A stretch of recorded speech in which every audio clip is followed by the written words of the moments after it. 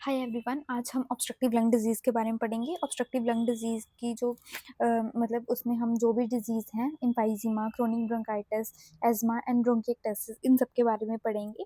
इसको पढ़ने से पहले हम समझते हैं ऑब्स्ट्रक्टिव लंग डिजीज़ का मतलब क्या है। ऑब्स्ट्रक्टिव लंग डिजीज़ का मतलब होता है कि कहीं तो हमारी जो रेस्पिरेटरी ट्रैक है वहाँ पे ऑब्स्ट्रक्शन होगी, जिसके कारण जो है वो एयर फ्लो का जो रेजिस्टेंस है वो इंक्रीज हो गया। इसका मतलब क्या है?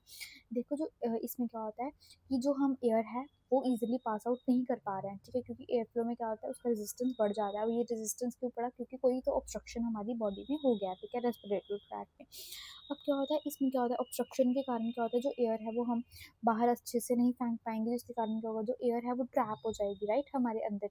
अब क्या होगा, लंग्स में ट्रैप होगी तो जिसके कारण रेजिडुअल वॉल्यूम बढ़ जाएगा, है ना। और हमारे पास क्या होता है, हाइपर इन्फ्लेशन हो जाएगी लंग। अब हम पढ़ेंगे main disease of the obstructive lung disease, जिसमें हमारे पास क्या होता है, एम्फाइज़िमा आ जाता है, क्रोनिक ब्रोंकाइटिस आ जाता है, एज़मा आ जाता है, ब्रोंकिएक्टासिस आ जाता है, ठीक है। अब इसमें हम जो एम्फाइज़िमा और क्रोनिक ब्रोंकाइटिस है, ये सीओपीडी के अंदर आता है। सीओपीडी मतलब क्रोनिक ऑब्स्ट्रक्टिव पल्मोनरी डिजीज़। ये हमेशा और हमेशा स्मोकिंग से एसोसिएटेड होती है। इसका मतलब है ये एक प्रिवेंटेबल और ट्रीटेबल डिजीज़ है, जिसमें क्या होता है कि जो एयरवे है और एल्वुलाई है, ठीक है, उसमें कोई तो एबनॉर्मेलिटी आती है। अब जो एबनॉर्मेलिटी वो किस कारण आ रही है, कि जो पर्सन है वो किससे एक्सपोज हो रहा है, कोई तो नॉक्शियस पार्टिकल्स हैं और गैसेज हैं, जैसे स्मोकिंग करता है, तो मतलब इसमें स्मोकिंग की हिस्ट्री दी होगी हमें। अब हमारे पास सबसे पहले फर्स्ट हम स्टार्ट करते हैं एम्फाइजीमा से, ठीक है। एम्फाइजीमा क्या होता है कि it is characterized by permanent irreversible enlargement of the air spaces distal to the terminal bronchioles with destruction of the with destruction of their walls but without significant fibrosis। इसका मतलब क्या? मतलब there is a permanent enlargement of air spaces, like permanent enlargement of air spaces, जिसके कारण क्या होगा कि जो वॉल्स हैं, ठीक है, वो क्या हो जाती हैं, वो डिस्ट्रक्शन हो जाती है उनकी, और कोई भी फाइब्रोसिस नहीं होती। लेकिन यहाँ पे फिर से मैं आपको समझाती हूँ, एम्फाइजीमा में क्या होता है, एक परमानेंट इरिवर्सिबल कंडीशन है, जिसमें क्या होता है एयर स्पेसेस की इनलार्जमेंट हो जाती है, लाइक वो डायलेट कर जाएंगे, ठीक है। अब उस डायलेशन के कारण क्या होगा कि ये डायलेशन होगी कहाँ, जो टर्मिनल ब्रोंक्यूल्स मैंने आपको लोअर रेस्पिरेटरी ट्रैक्ट में पढ़ाया था, उसके बाद हमारे पास जो भी चीज़ आ रही है ना distal to the terminal bronchiole, like respiratory bronchiole, alveolar duct and sac, जो किस में आता है, जिसको हम एसएनएस भी बोल देते हैं, तो उसकी क्या हो जाती है, इनलार्जमेंट हो जाती है। और उनकी क्या हो जाएगी, इनलार्जमेंट के कारण क्या होगा, उनकी जो वॉल है उनमें डिस्ट्रक्शन हो जाएगी, लेकिन वहाँ कोई भी हमें ऑब्वियस फाइब्रोसिस जो है वो नहीं दिखेगी, ओके। अब अगर मैं पैथोजेनेसिस की बात करूँ तो क्या होता है, हमारे पास इसमें बेसिकली प्रोटीज और एंटी प्रोटीज का इम्बैलेंस हो जाता है, ऑक्सीडेटिव स्ट्रेस बढ़ता है और डिस्ट्रक्शन होती है एल्वेलर वॉल की। मैं आपको अच्छे से समझाती हूँ। देखो नॉर्मल सिचुएशन समझो, क्या होता है कि न्यूट्रोफिल्स और मैक्रोफाज जो होते हैं ना, वो एक प्रोटीज लाइक सब्सटेंस को रिलीज करते हैं, जिसका नाम होता है इलास्टेज, ठीक है। तो जो इलास्टेज है ना, ये क्या करता है, ये हमारे इलास्टिक टिश्यू को ब्रेक करते हैं, जिससे इलास्टिक रिकॉइल कम होगी, राइट। अब क्या होगा, अगर इलास्टिक जो है वो क्या करेगा, ब्रेक करेगा इलास्टिक टिश्यू को, तो लंग डैमेज होने लग जाएगा, ठीक है। लेकिन लंग के पास खुद भी एक प्रोटेक्टिव एक मैकेनिज्म है, जिसमें वो उनके पास क्या है, एक एंजाइम है एंटी प्रोटीज, जो क्या करता है, इस जो ये इलास्टिस है इसको प्रोटीज भी बोल सकते हैं, ठीक है, इसके अगेंस्ट जो है, मतलब इसके अगेंस्ट काम करता है, मतलब वो जो इस इलास्टेज को क्या करता है, इनहिबिट करता है, राइट। लेकिन मोस्ट इंपॉर्टेंट एंटी प्रोटीज जो है वो हमारे पास कौन सा है, अल्फा अल्फा वन एंटीट्रिप्सिन है, ठीक है। ये न्यूट्रोफिल इलास्टेज को इनहिबिट करेगा। लेकिन इमेजिन करो किसी में ये अल्फा वन एंटीट्रिप्सिन है जो इसकी डेफिशिएंसी है, तो जो हमारे अंदर बॉडी का जो मैकेनिज्म है वो फेल हो जाएगा। अब क्या होगा, अब जो न्यूट्रोफिल्स अगर मैक्रोफैज किसी भी कंडीशन में अगर ये लास्ट स्टेज को प्रोड्यूस कर रहे हैं, ठीक है, तो हम उसको क्या नहीं कर पाएंगे, इनहिबिट नहीं कर पाएंगे, क्योंकि हमारे पास अल्फा वन एंटीट्रिप्सिन की डेफिशिएंसी है। इतनी सी सब बात समझ आई कि इलास्टिस क्या करेगा, इलास्टिक टिश्यू का ब्रेक डाउन करेगा, बट हमारी बॉडी इस इलास्टिस को इनहिबिट करती है with the help of anti proteases, जिसका नाम है अल्फा वन एंटीट्रिप्सिन। अब क्या होता है कि स्मोकिंग अब होता क्यों है, देखो स्मोकिंग और जब एयर पोल्यूशन के कारण, ठीक है, क्या होता है कि जो लंग है वो डैमेज होने लग जाती है, ठीक है, डैमेज होते हैं, इन्फ्लेमेशन होती है, इन्फ्लेमेशन के कारण वहाँ पे क्या होता है, इन्फ्लेमेटरी मीडिएटर्स आते हैं, जैसे मैक्रोफेज और न्यूट्रोफिल्स आते हैं, वो वहाँ पे क्या करते हैं, वो वहाँ पे इलास्टेज को स्क्रीट करते हैं, जिसको क्या बोलते हैं, इलास्टेज को हम प्रोटीज भी बोल सकते हैं, ठीक है। जो क्या करते हैं, वहाँ का जो इलास्टिक टिश्यू है उसको क्या करेंगे, ब्रेक डाउन करेंगे। अब हमारे पास नॉर्मली तो अल्फा वन एंटीट्रिप्सिन है, जिसके कारण एंटी प्रोटीज एक्टिविटी है, तो वो इस इलास्टेज को इनहिबिट कर देगा और ब्रेक डाउन प्रिवेंट करेगा। लेकिन अगर किसी पेशेंट में इनकी डेफिशिएंसी है, जो इलास्टेज है वो बढ़ जाएगा, ठीक है, क्योंकि स्मोकिंग में ऐसे पार्टिकल्स है जो इलास्टेज और प्रोटीज की एक्टिविटी बढ़ा रहे हैं, ठीक है। अब क्या है, अब इससे क्या कारण होगा, डिस्ट्रक्शन हो जाएगी किसकी, लंग आर्किटेक्चर की, जिसके कारण हमारा जो भी इलास्टिक टिश्यू है वो सारा का सारा क्या हो जाएगा, वो सारा लॉस हो जाएगा, ठीक है। अब इसके कारण क्या होगा, जो रेडियल ट्रैक्शन है वो लूज हो जाएगी। उसका मतलब समझाती हूँ, देखो जो हमारी एल्विलाई होती है ना, ठीक है, ये लेट्स से ये रेस्पिरेटरी ब्रोंक्यूल्स है, इससे एल्विलाई ऐसे निकली होती है ना, ये रेस्पिरेटरी ब्रोंक्यूल है। तो मतलब बर्ड्स की तरह एल्विलाई जो है वो रेस्पिरेटरी ब्रोंक्यूल के साइड साइड से निकली होती है। अब वो क्या करती है, आउटवर्ड एक फोर्स लगाती है, जो क्या करती है, ब्रोंक्यूल्स को ओपन रखती है, मतलब उसको मतलब कोलैप्स नहीं होने देती, उसको क्या करती है कि खुला रखती है, ठीक है, ओपन रखती है। अब क्या होगा, अगर हमारे पास जो एल्विलाई की इलास्टिक रिकॉइल की कैपेसिटी थी या इलास्टिक टिश्यू लॉस हो गया, तो जो एल्विलाई है वो रेडियल ट्रैक्शन जो है, मतलब शो मतलब वो आउटवर्ड फोर्स जो पहले लगा रही थी, जिसके कारण जो ब्रोंक्यूल थे वो इन प्लेट रह रहे थे, अब वो नहीं हो पाएंगे, है ना। जिसके कारण क्या होगा, जो ब्रोंकियल्स हैं वो क्या कर जाएंगे, कोलैप्स कर जाएंगे ड्यूरिंग एक्सपिरेशन। अब वो कोलैप्स कर जाएंगे तो जो एयर है वो अंदर ही ट्रैप हो जाएगी, ठीक है। अब देखो, दूसरी बात क्या होती है, जब भी हम क्या करते हैं, स्मोकिंग करते हैं, तो स्मोकिंग में कुछ ऐसे पार्टिकल्स होते हैं जो क्या होता है, रिएक्टिव ऑक्सीजन स्पीशीज जो है, ठीक है, उसको इंक्रीज करते हैं। अब रिएक्टिव ऑक्सीजन स्पीशीज जो है वे जो प्रेजेंट होती है सिगरेट या स्मोक में, ये क्या करती है, खुद क्या करती है, जो हमारे पास मैक्रोफेज है या न्यूट्रोफिल्स है, ठीक है, इनसे और ROS निकलवाती है, रिएक्टिव ऑक्सीजन स्पीशीज निकालती है। अब हमें पता है, अगर हमारे पास ये रिएक्टिव ऑक्सीजन स्पीशीज, जिसको हम फ्री रेडिकल्स भी बोल सकते हैं, ये होंगी, तो इनसे क्या होगा, टिश्यू डैमेज होगा, राइट, टिश्यू डैमेज हो रहा है। दूसरा, हम तीसरी बात करते हैं, यही प्रोटीज और एंटी प्रोटीज का इम्बैलेंस हो रहा है। और स्मोकिंग में क्या होता है, स्मोकिंग में क्या होता है कि लास्ट स्टेज की जो एक्टिविटी है वो बढ़ती है। अब ये हो गया नॉर्मली, जो है मैंने आपको बता दिया ये, ठीक है। अब जो है एल्वुलर वॉल का जो डिस्ट्रक्शन है, उससे ऑब्स्ट्रक्शन कैसे हुई, ठीक है, ऑब्स्ट्रक्शन क्यों हो रही है, क्योंकि देखो, नॉर्मली जो एल्वुलर वॉल है वो एक इलास्टिक रिकॉइल हमें प्रोवाइड करती है and radial traction to keep the small airway open, ठीक है। अब क्या होगा, एल्वुलाई वॉल्स डिस्ट्रॉय होगी, जिसके कारण जो भी इलास्टिक रिकॉइल थी वो सब लॉस्ट होगी। अब जो स्मॉल ब्रोंक्यूल्स हैं वो क्या कर जाते हैं, कोलैप्स कर जाते हैं ड्यूरिंग एक्सपिरेशन, ठीक है। अब क्या होता है, इसके कारण जो एयर है वो अंदर ट्रैप हो जाएगी, ऑब्स्ट्रक्शन, इसलिए हम इसको क्या बोलते हैं, ऑब्स्ट्रक्टिव डिजीज, लाइक एयर को हम पास आउट नहीं कर पाएंगे, ठीक है। अब है मतलब अगर मैं वन लाइन में इसको समझाऊँ तो emphysema is not just alveolar destruction, इसमें सिर्फ एल्वुलाई का डिस्ट्रक्शन नहीं होता, बेसिकली उसकी जो इलास्टिक रिकॉइल है, ठीक है, उससे क्या होता है, वो लॉस हो जाती है, जिसके कारण क्या होता है, एक्सपिरेटरी एयरवे कोलैप्स हो जाता है, ठीक है। हमें एक्सपिरेशन नहीं करी जा सकती, मतलब एयर जो है वो बाहर हम पास नहीं कर पाते इजीली। अब क्या है, टाइप ऑफ एम्फाइजीमा के बारे में पढ़ते हैं। टाइप ऑफ एम्फाइजीमा में सबसे पहले सेंट्रियसिनार एम्फाइजीमा, इसको सेंट्री लोबुलर एम्फाइजीमा भी बोलते हैं। इसमें क्या होता है, अगर मोस्ट कॉमन टाइप देखें, ये मोस्ट कॉमन टाइप है क्लिनिकली, ठीक है। अच्छा, इसमें क्या होता है, जो सेंट्रल पार्ट है एसिनस का वो इन्वॉल्व होता है। सेंट्रल पार्ट में हमारे पास क्या आता है, रेस्पिरेटरी ब्रोंक्यूल्स आता है, और जो रेस्पिरेटरी ब्रोंक्यूल्स के बाद हमारे पास एल्वुलर डक्ट है, और क्या बोलते हैं, सैक है, वो क्या हो जाता है, वो स्प्योर्ड रहता है, लाइक उसमें कुछ नहीं होता। अब ये ना हमेशा अगर देखेंगे, इसमें स्मोकिंग की हिस्ट्री दी होगी, ठीक है, तो मतलब ये स्मोकिंग से एसोसिएटेड है, और ये ज़्यादातर अपर लोब्स में हमें दिखता है, मतलब अपर लोब्स में पर्टिकुलरली, वो भी एपिकल सेगमेंट्स पे हमें सेंटी एसिनार एम्फाइजीमा दिखता है, ठीक है। अब ये डिस्टली भी हो सकता है, बट लेटर स्टेज में जाके जो एडवांस सेंट्री एसिनार एम्फाइजीमा होता है वो डिस्टल एसिनाई को इन्वॉल्व करता है, ठीक है। मतलब पहले उसने सिर्फ सेंट्रल पार्ट ऑफ द एसएनआई को किया, डिस्टल को सिक्योर मतलब स्प्योर था, मतलब डिस्टल एसएनआई जो है वो इन्वॉल्व नहीं हो रहे थे। बट अगर ये एडवांस डिजीज, मतलब ये बढ़ती गई डिजीज, तो एडवांस एंटी एसएनआर एम्फाइजीमा में डिस्टल एसएनआर जो है वो भी इन्वॉल्व हो सकता है, ठीक है, एसएनएस इन्वॉल्व हो सकता है, ओके।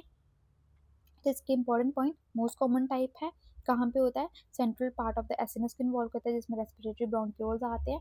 बाकी जो डिस्टल पार्ट है एसिनस का वो कभी इन्वॉल्व नहीं होता, ये हमेशा स्मोकिंग से एसोसिएटेड होता है। और अपर लोब्स में ज़्यादा, पर्टिकुलरली वो भी एपिकल सेगमेंट में ज़्यादा डिस्ट्रीब्यूट होता है। अब है पैन एसिनार एम्फाइजिमा। पैन एसिनार एम्फाइजिमा में क्या होता है कि जो इंटायर एसिनस है रेस्पिरेटरी ब्रोंक्यूल से लेके एल्वियोलर सैक वो सारा का सारा क्या करता है, ये सब का सब डायलेट करता है, ठीक है, वो भी यूनिफॉर्मली।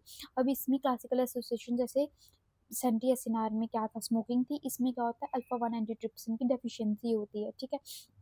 इसकी डेफिशिएंसी होगी तभी भी एलास्टिस बढ़ेगा, और स्मोकिंग से वैसे भी एलास्टिस की एक्टिविटी बढ़ती है, ठीक है। अब मेरी बात सुनो, इसकी जो डिस्ट्रीब्यूशन है वो लोअर लोब्स में होंगी, जो सेंटी एसिनार था उस कहाँ थी, अपर लोब्स में थी। अब नाउ अब हम पढ़ेंगे पैरासेप्टल या डिस्टल एसिनार एम्फाइजिमा के बारे में। इसमें क्या होता है कि हमारे पास जो डिस्टल पार्ट है एसिनस का वो इन्वॉल्व होता है, वो इफेक्ट होता है, और जो हमारे पास सेंट्रल पार्ट है लाइक रेस्पिरेटरी ब्रोंक्यूल वो सिक्योर्ड रहता है, लाइक उसमें कोई प्रॉब्लम नहीं होती, ठीक है। अब हमारे पास क्या होता है कि इसकी लोकेशन जो होती है वो प्लूरा के पास पास, ठीक है, प्लूरा के पास, प्लूरा एक कवरिंग है लंग की, ठीक है, लंग की कवरिंग को प्लूरा बोलते हैं, ठीक है।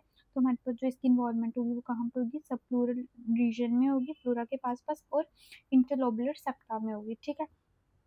अब क्या होता है, ये स्पॉन्टेनियस न्यूमोथोरैक्स से जो है वो एसोसिएटेड होता है। मतलब इसका मतलब समझाती हूँ। देखो हमारे पास क्या होता है कि मतलब स्पॉन्टेनियस न्यूमोथोरैक्स क्यों होता है, इसका जो रीज़न है वो क्या होता है, बुले रप्चर होते हैं। अब बुले क्या होते हैं, ठीक है। देखो मतलब देखो जो लंग है, ठीक है, सोचते हैं हम, जैसे सोचो लंग में एक एयर बबल बनता है, ठीक है, एक लार्ज एयर बबल या बलून, ठीक है, बलून जैसी कैविटी बन जाती है, ठीक है, उसको हम बुला कहते हैं। अब क्या होता है कि अगर हमारे पास एल्वुलर वॉल जो है वो डिस्ट्रॉय करेगी, ठीक है, तो क्या होता है कि जैसे एम्फाइजिमा में एल्वुलर वॉल का डिस्ट्रॉय कर जाती है, तो जो स्मॉल एल्वुलाई हैं वो सारी मर्ज कर जाती है इनटू लार्ज स्पेसेस। अब जी जो लार्ज स्पेसेस बनी हैं, ठीक है, इनको हम बुला फॉर्मेशन बोलते हैं। बुला मतलब सिंगुलर, अब बुल्ले बोलूँ तो प्लूरल, ठीक है। अब पैरासेप्टल एम्फाइजिमा में जो ये एयर स्पेसेस बन रही है, ये कहाँ पे बन रही हैं, ये सब प्लूरल रीजन में बनी, मतलब प्लूरा के जस्ट नीचे बन रही है, राइट। अब क्या होता है कि अगर हमारे पास इन जो सब प्लूरल बुले हैं, ठीक है, इनका क्या हो जाए, रप्चर हो जाए, तो जो भी एयर हमारे पास यहाँ पे ट्रैप हो गई थी, ठीक है, एम्फाइजिमा के कारण वो एयर ट्रैपिंग हो गई थी, वो क्या होगा, वो जो भी एयर होगी वो सारी कहाँ पे चली जाएगी, प्लूरल कैविटी में चली जाएगी, जिसके कारण हमें स्पॉन्टेनियस न्यूमोथोरैक्स हो सकता है। तो मैं ऐसे बोल सकती हूँ कि बुले are large abnormal air spaces formed due to the destruction of alveolar wall, ठीक है, इन पैरासेप्टल एम्फाइजिमा जो ये सब प्लूरल बुले होते हैं में rupture and cause spontaneous pneumothorax, okay. अब क्या होता है कि अब हमारे पास है इरेगुलर इन्फाइजिमा। इरेगुलर इन्फाइजिमा जो होता है वो एसोसिएटेड होता है स्कारिंग, और डिस्ट्रीब्यूशन उसकी कहाँ पे होती है, इरेगुलर इन्वॉल्वमेंट ऑफ एसिनस, वो मतलब इरेगुलर इन्वॉल्वमेंट होती है एसिनस की, ज़रूरी नहीं है डिस्टल पार्ट इन्वॉल्व हो या सेंट्रल पार्ट इन्वॉल्व हो, मतलब इरेगुलर इन्वॉल्वमेंट होती है एसिनस की। दूसरी बात ये क्या होता है इसमें, ये एसिम्प्टोमेटिक रहता है, ठीक है। अब रॉबिन के कॉन्सेप्ट के अकॉर्डिंग जैसे मैंने आपको बताया था, मोस्ट कॉमन टाइप जो है क्लिनिकली अगर देखें तो वो क्या है, सेंटी एसिनार है, ठीक है।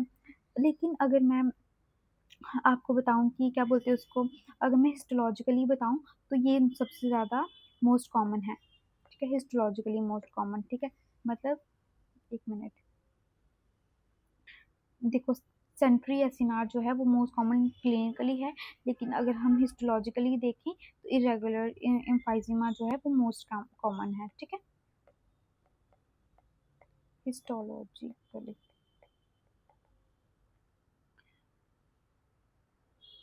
अच्छा, अब देखो, अब हमारे पास हमने ये पढ़ लिया सब कुछ, ठीक है। अब हम देखते हैं कि अल्फा वन एंटीट्रिप्सिन डेफिशिएंसी, ठीक है, अल्फा वन एंटीट्रिप्सिन डेफिशिएंसी है, या फिर अल्फा वन एंटीट्रिप्सिन के बारे में थोड़ा सा पढ़ते हैं। जो अल्फा वन एंटीट्रिप्सिन है, ठीक है, ये हमारे पास एक जीन बनाती है जिसका नाम है सर्पीना जीन, ठीक है। जो सर्पीना है ये क्रोमोसोम 14 पे होती है, ओके। अब जो ये एंटीट्रिप्सिन है इसका काम ये होता है कि जो हमारे पास प्रोटीज होता है, जो हमारे पास न्यूट्रोफिल या मैक्रोफेजेस रिलीज करते हैं, ये उनको इनहिबिट करती है, और ये क्या नहीं करवाने देती, इलास्टिक टिश्यू का ब्रेकडाउन नहीं करवाने देती है, ठीक है। लेकिन अगर इसकी डेफिशिएंसी हो जाए तो दो ऑर्गन इफेक्ट होता है, एक लंग होती है, एक लीवर होती है। लंग में मैंने अभी अभी बताया क्या होता है, पैन एम्फाइजिमा होता है ना, अल्फा वन डेफिशिएंसी, क्योंकि वो मोस्टली एसोसिएटेड किसके साथ था, अल्फा वन एंटीट्रिप्सिन डेफिशिएंसी के कारण। दूसरा क्या होता है, लीवर में भी ये इफेक्ट करवाता है, जिसमें हमारे पास क्या होती है, सिरोसिस हो जाती है, ठीक है, लीवर में। अब देखो, अगर हमारे पास हमने किसी को ये पता करना है कि मतलब जेनेटिकली हमें कि कहीं हमारी फैमिली में जो ये अल्फा वन एंटीट्रिप्सिन की डिफिशिएंसी रन तो नहीं कर रही, ठीक है, तो हम ऐसे पता कर सकते हैं। तो वो टेस्ट करवाएगा, तो अगर जीनोटाइप हमारा PIMM जैसा निकला, इसका मतलब नॉर्मल है। लेकिन अगर डिजीज होगा तो PIZZ हमें मिलेगा, कैरियर होगा तो PIMZ मिलेगा। ओके, अब हमारे पास क्या होगा, एम्फाइजीमा के जो टाइप्स थे मैंने आपको बताया। सेंट्री या सिनार में क्या होता है कि जो रेस्पिरेटरी ब्रोंक्यूल्स है वो इफेक्टेड होती हैं, ठीक है, जो डिस्टल एल्वुलाई है वो स्प्योर्ड रहती हैं। ओके, देखो, central destruction with peripheral sparing, ठीक है, सेंट्रल डिस्ट्रक्शन हो रही है, पेरिफेरल जो है वो स्पेयर रह रहा है। इसमें स्मोकर जो है, सिगरेट स्मोकिंग जो है ज़्यादा एसोसिएटेड है, और डिस्ट्रीब्यूशन अपर लोब्स में, ठीक है। अब क्या है, पैनासिनार एम्फाइजिमा, जो मैंने बताया, टर्मिनल ब्रोंक्यूल्स जो हैं वो क्या होते हैं, वो टर्मिनल ब्रोंक्यूल्स के बाद जो इंटायर एसएनएस आ रहा है हमारे पास, ठीक है, वो सारा इन्वॉल्व होता है। देखो, तो यहाँ पे क्या होता है, यूनिफॉर्म इनलार्जमेंट हो जाती है एयर स्पेसिस की, है ना, इन द एसएनएस। ओके, अब पैरासेप्टल जो है एम्फाइजिमा में क्या होता है कि हमारे पास जो डिस्टल पार्ट है वो इफेक्ट होता है, और प्रॉक्सिमल पार्ट जो है एसएनएस का वो क्या रहता है, वो नॉर्मल रहता है। तो देखो, डिस्टल पार्ट में क्या हो रहा है, लार्ज एयर स्पेसेस बन रही हैं, ठीक है, क्योंकि डिस्ट्रक्शन हो रही है ना एल्वेलाई की वॉल्स की, तो बड़ी बड़ी एयर स्पेस बन रही हैं, ठीक है। अच्छा, फिर उसके बाद क्या, इरेगुलर एम्फाइजिमा में क्या, इरेगुलरली पूरा जो हमारे पास वो है एयर स्पेस है, वो मतलब इरेगुलर शेप और साइज्ड एयर स्पेस है हमारे पास, ठीक है। ये क्या होता है, यहाँ पे स्कारिंग और फाइब्रोसिस भी होती है, और नियर एरिया ऑफ स्कारिंग और फाइब्रोसिस, ठीक है।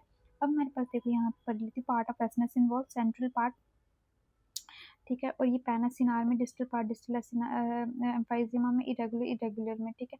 ये distribution upper lobe, lower lobe, सब प्लूरल, और यहाँ फिर हम बोलते हैं इंटरलोबुलर सेप्टा, और ये फाइब्रोसिस के साथ एसोसिएटेड है। कॉमन एसोसिएशन स्मोकिंग, इसमें अल्फा वन एंटीट्रिप्सिन डेफिशिएंसी, इसमें स्पॉन्टेनियस न्यूमोथोरैक्स होगा, इसमें स्कारिंग या फाइब्रोसिस होगी। अब मैं आपको इसको हिस्टोलॉजिकली दिखाती हूँ। देखो, होता क्या है कि हमारे यहाँ पे क्या हो रहा है, मैंने बताया था ना, इलास्टेज जो टिश्यू है उसका ब्रेक डाउन हो रहा है, इलास्टिक रिकॉइल, और लंग का जो है, लंग की वॉल वो उनका डिस्ट्रक्शन हो रहा है, जिसके कारण मतलब लंग की वॉल मतलब जो एल्वेलाई की वॉल, उनका डिस्ट्रक्शन के कारण हमें क्या दिखेंगे, ये फ्लोटिंग सेप्टे दिखेंगे। ये क्या है, ब्रोकन एल्वुलर सेप्टा है, suspended in the air spaces. Okay, अब जो रिमेनिंग एल्वुलर सेप्टा है, ठीक है, वो किस एल्वुलर वॉल के साथ अटैच हो जाते हैं। ये देखो, ये रेस्पिरेटरी ब्रोंक्यूल है, ये इनलार्ज एयर स्पेसेस है। देखो, यहाँ से एल्वुलाई की जो वॉल है ब्रोक हो गई है, ठीक है, तो ये हम फ्लोटिंग सेप्टास दिख रहे हैं। तो पिंक पफर्स क्यों बोला, देखो, पिंक पफर्स क्या होता है, क्लिनिकल फीचर पढ़ते हैं सबसे पहले, पिंक पफर्स होते हैं इसमें, ठीक है। पिंक पफर्स क्यों बोला हमने, क्योंकि इसमें क्या होता है, एम्फाइजिमा में जो पेशेंट है वो बहुत एफर्ट से ब्रेथ लेता है, ठीक है, जिसके कारण क्या होता है, जो वेंटिलेशन है वो मेंटेन रहती है, ठीक है, इसलिए ऑक्सीजनेशन की जो है, मतलब ऑक्सीजनेशन सेचुरेशन जो है वो नॉर्मली प्रिजर्व रहती है कंपेयर टू क्रॉनिक ब्रोंकाइटिस, इसलिए पेशेंट जो है वो पिंक दिखता है, ठीक है। ठीक है, मतलब जो वो ऑक्सीजन ले रहा है वो तो क्या है, ऑक्सीजन सेचुरेशन नॉर्मल है, बट लेटर केसेस में ऑक्सीजन कम हो जाती है। मतलब पिंक पफर्स में क्या होता है कि एंट्री ऑफ ऑक्सीजन जो है वो नॉर्मल है, लेकिन जो CO2 है उसको हम एक्सपायर नहीं कर पा रहे हैं, ठीक है। अब देखो, अब इसमें क्या होता है, पफर क्यों बोला, क्योंकि यहाँ पे ना जो पेशेंट है वो पर्स्ड लिप ब्रीथिंग करता है। पर्स्ड लिप ब्रीथिंग मतलब जैसे हम एक कैंडल को बुझाने के लिए हम अपनी लिप्स की एक शेप बनाते हैं, राइट, जिसमें हम फूक करते हैं कैंडल को, ठीक है। तो जिस वैसे ही हम यहाँ पे जो पेशेंट है वो वैसे ही लिप्स की शेप करके ब्रेथ करता है, जिससे क्या होता है कि जो एयरवेज है उनके अंदर प्रेशर मेंटेन होता है, और जो स्मॉल एयरवेज हैं, ठीक है, एक्सपिरेशन के टाइम वो कोलैप्स होने से बच जाते हैं। दूसरा, इसमें फ्लैटन डायफ्राम होता है।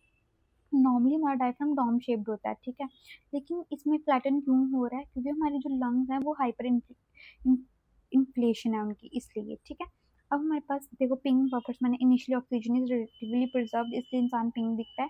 बाई पफर्स, क्योंकि पेशेंट जो है वो पर्स स्लिप ब्रीथिंग करता है, जिसके कारण क्या होता है, एक पॉजिटिव प्रेशर जो है एयरवे में मेंटेन रहता है, जिसके कारण कोलैप्स नहीं होता। बाकी फीचर्स में डिसअपनिया, बैरल शेप चेस्ट मिलती है, हाइपर इन्फ्लेशन मिलता है, फ्लैटन डायफ्राम और पर्स लिप ब्रीदिंग दिखती है हमें इसमें, ठीक है। मॉर्फोलॉजी अगर देखूँ तो इसमें क्या होता है, जो लंग्स होती है वो बड़ी ही वॉल्यूमिनियस होती है, में ओवरलैप द हार्ट एंड बुले जो है वो भी प्रेजेंट हो सकते हैं।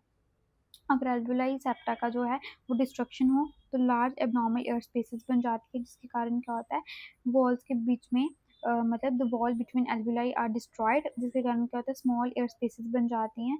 और जो ये स्मॉल स्मॉल एयर स्पेसेस हैं मल्टीपल, ये सारी मिला के क्या लार्ज एयर स्पेस